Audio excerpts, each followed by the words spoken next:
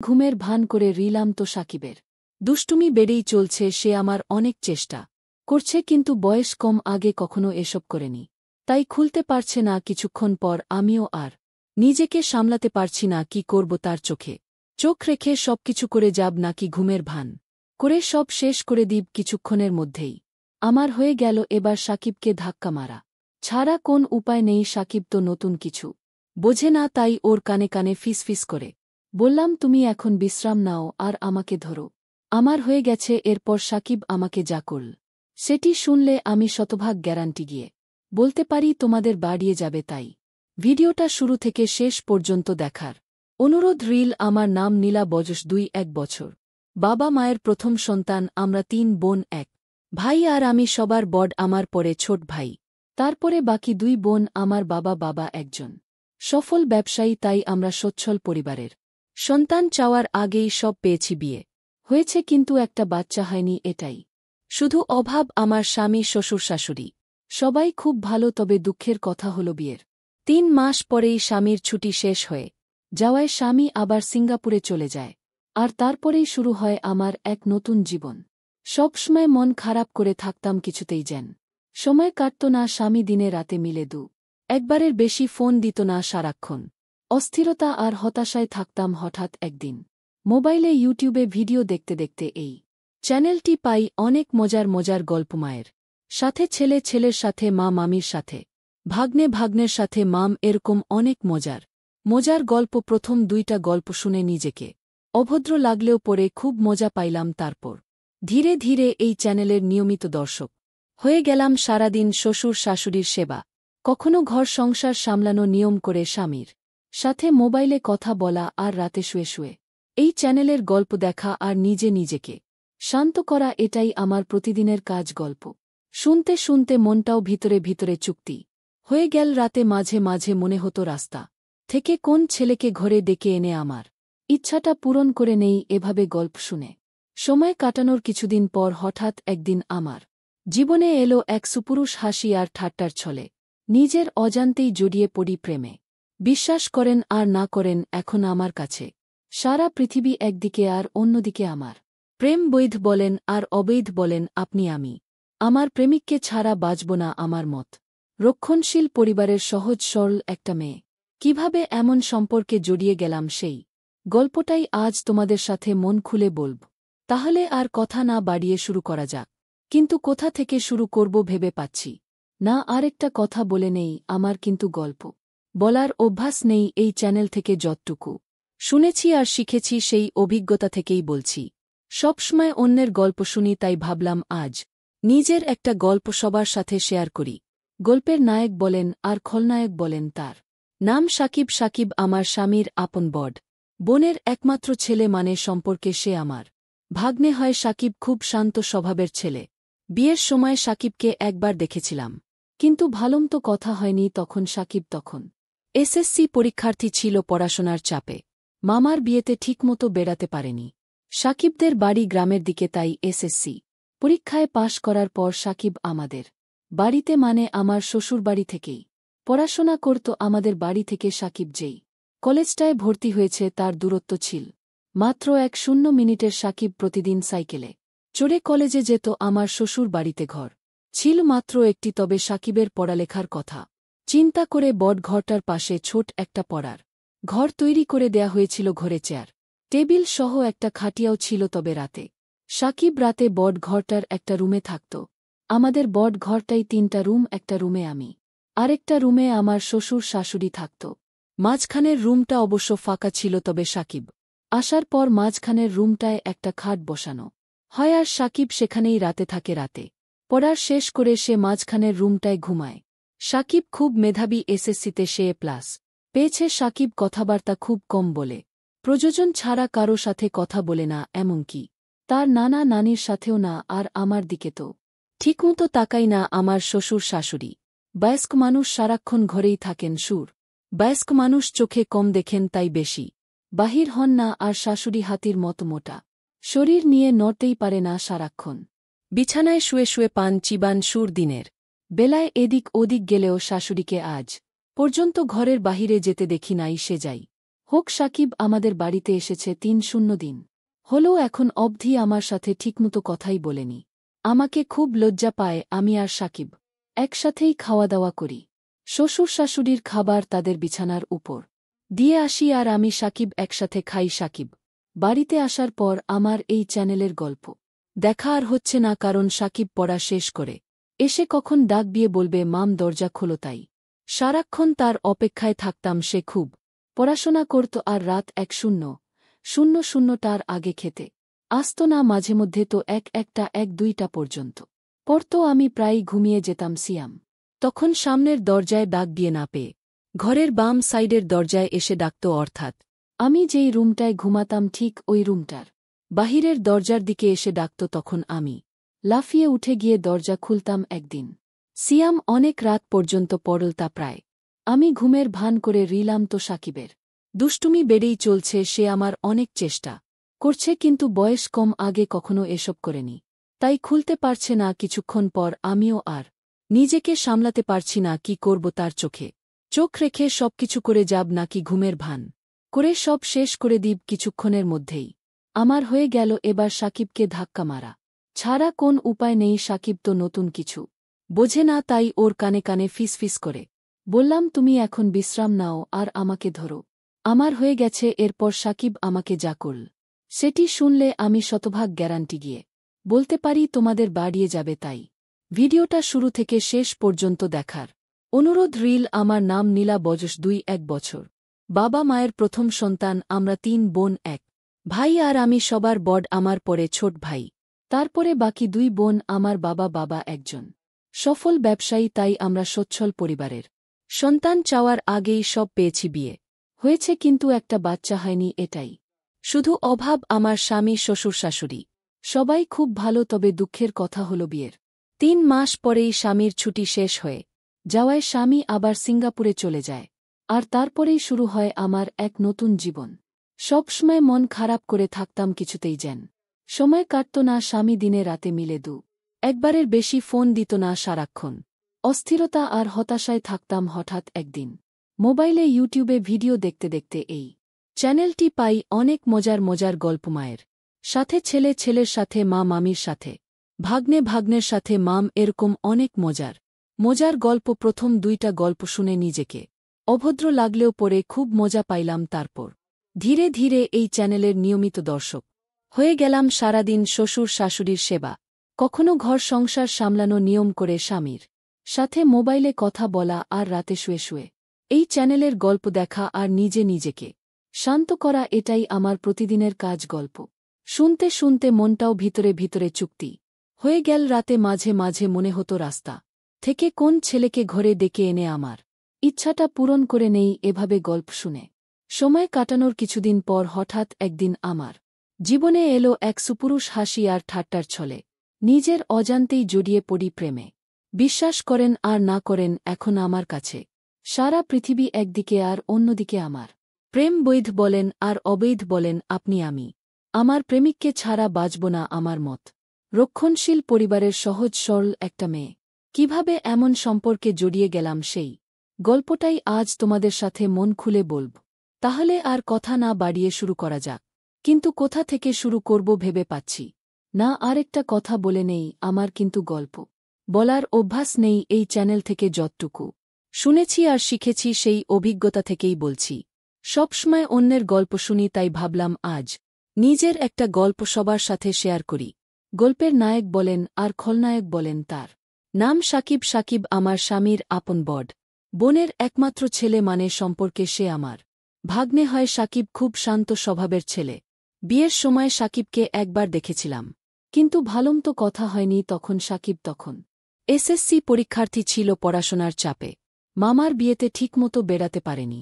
সাকিবদের বাড়ি গ্রামের দিকে, তাই এসএসসি পরীক্ষায় পাশ করার পর সাকিব আমাদের বাড়িতে, মানে আমার শ্বশুরবাড়ি থেকেই পড়াশোনা করত। আমাদের বাড়ি থেকে সাকিব যেই কলেজটায় ভর্তি হয়েছে তার দূরত্ব ছিল মাত্র ১ মিনিটের। সাকিব প্রতিদিন সাইকেলে চড়ে কলেজে যেত। আমার শ্বশুর বাড়িতে ঘর ছিল মাত্র একটি, তবে সাকিবের পড়ালেখার কথা চিন্তা করে বড় ঘরটার পাশে ছোট একটা পড়ার ঘর তৈরি করে দেয়া হয়েছিল। ঘরে চেয়ার টেবিল সহ একটা খাটিয়াও ছিল, তবে রাতে সাকিব রাতে বট ঘরটার একটা রুমে থাকত। আমাদের বট ঘরটাই 3টা রুম, একটা রুমে আমি, আরেকটা রুমে আমার শ্বশুর শাশুড়ি থাকত। মাঝখানের রুমটা অবশ্য ফাঁকা ছিল, তবে সাকিব আসার পর মাঝখানের রুমটায় একটা খাট বসানো হয়, আর সাকিব সেখানেই রাতে থাকে। রাতে পড়ার শেষ করে সে মাঝখানের রুমটায় ঘুমায়। সাকিব খুব মেধাবী, এসএসসিতে সে এ+ পেয়েছে। সাকিব কথাবার্তা খুব কম বলে, প্রযোজন ছাড়া কারো সাথে কথা বলে না, এমনকি তার নানা নানির সাথেও না, আর আমার দিকে তো ঠিকমতো তাকাই না। আমার শ্বশুর শাশুড়ি বয়স্ক মানুষ, সারাক্ষণ ঘরেই থাকেন। বয়স্ক মানুষ চোখে কম দেখেন, তাই বেশি বাহির হন না। আর শাশুড়ি হাতির মতো মোটা শরীর নিয়ে নড়তেই পারে না, সারাক্ষণ বিছানায় শুয়ে শুয়ে পান চিবান। দিনের বেলায় এদিক ওদিক গেলেও শাশুড়িকে আজ পর্যন্ত ঘরের বাহিরে যেতে দেখি নাই। সে যাই হোক, সাকিব আমাদের বাড়িতে এসেছে 3 দিন হলেও এখন অবধি আমার সাথে ঠিকমতো কথাই বলেনি। আমাকে খুব লজ্জা পায়। আমি আর সাকিব একসাথেই খাওয়া দাওয়া করি।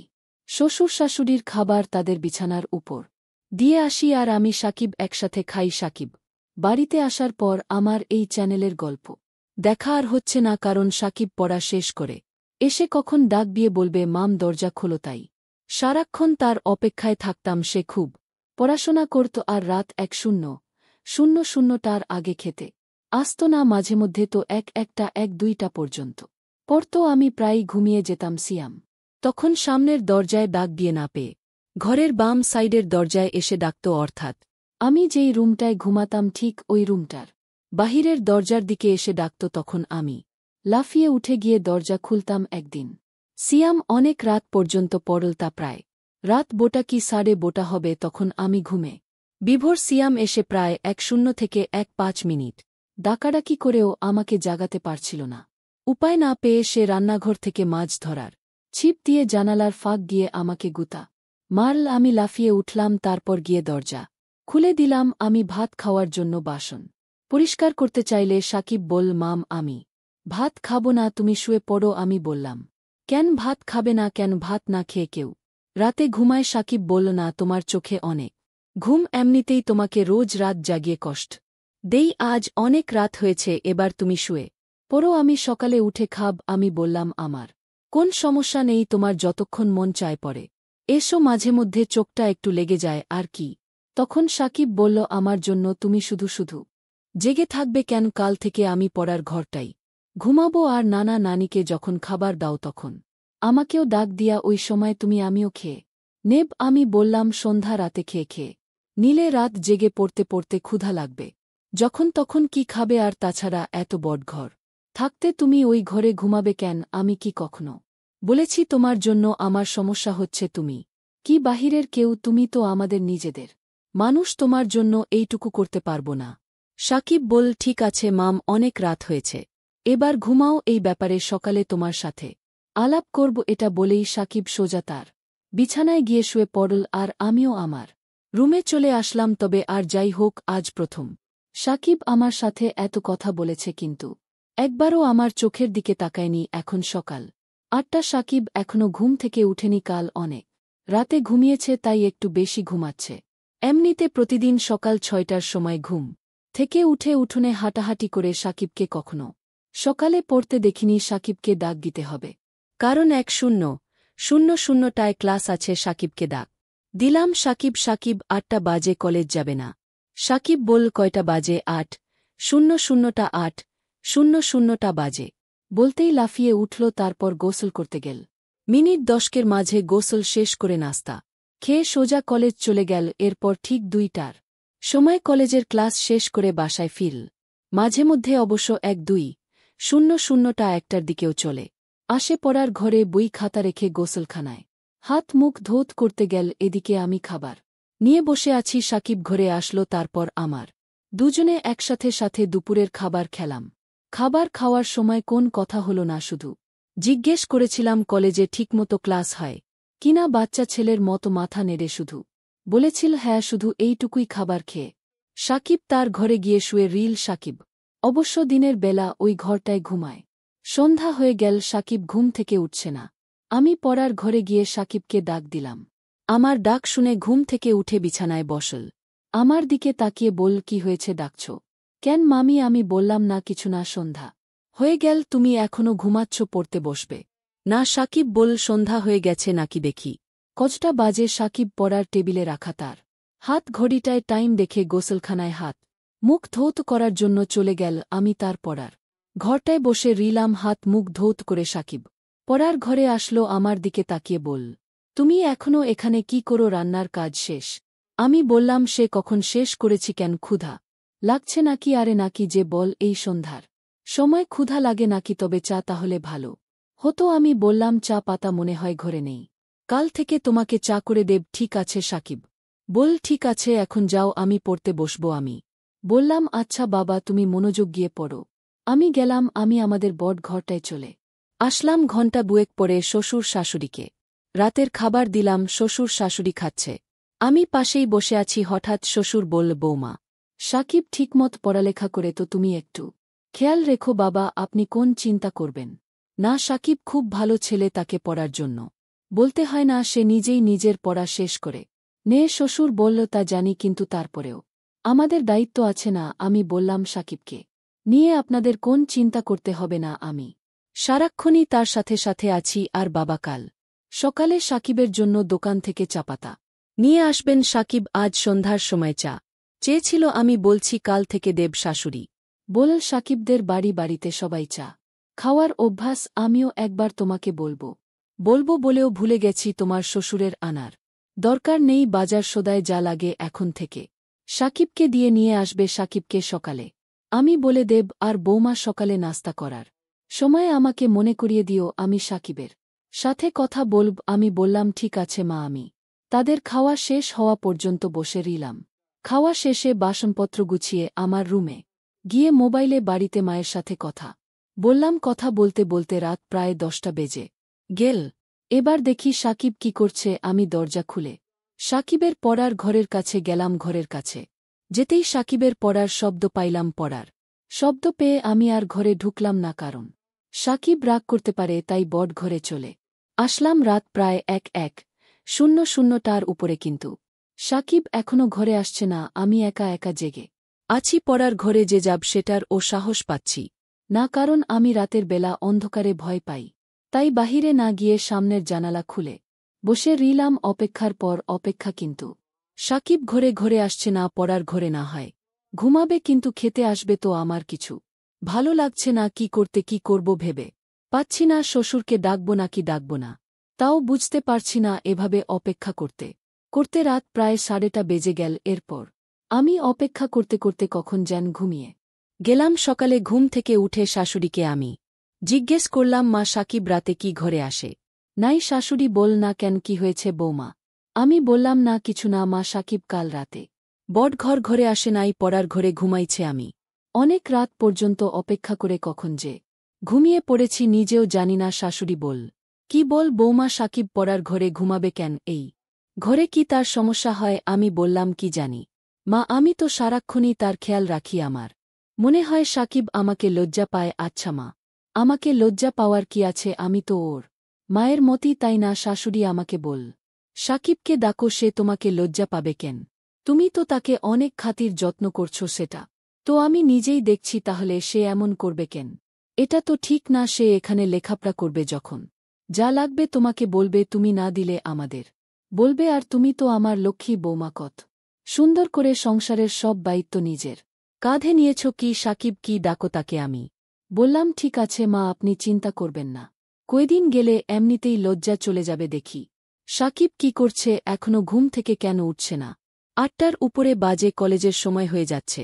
তো আমি শাশুড়ির সাথে কথা বলে সাকিবের পড়ার ঘরে গেলাম। এখনো দরজা বন্ধ, তার মানে সাকিবের ঘুম ভাঙ্গেনি। আমি দরজায় টোকা মেরেছিলাম। সাকিব সাকিব বলে ডাকতে লাগলাম, কোনো সারা শব্দ নেই। অনেকক্ষণ ধরে ডাকছি, কিন্তু তার কোনো হদিশ নেই। ঘরটায় আবার কোন জানালাও নেই যে তাকে জানালার পাশে গিয়ে ডাকেব। পুরো ঘরটায় একটাই দরজা। যাই হোক, এবার জোরে জোরে দরজায় থাপ্পড় মারতে থাকলাম। প্রায় 1:05 থেকে 2:00 মিনিট ডাকাডাকির পর সাকিব দরজা খুলেই আবার বিছানায় গিয়ে শুয়ে পড়ল। আমি বুঝতে পারলাম না ঘুমিয়ে কাতরাচ্ছে নাকি অসুস্থ হয়ে পড়ল। আমি ঘরে ঢুকে তার মাথায় হাত দিলাম। হাত দিতেই দেখি শরীরে প্রচণ্ড জ্বর।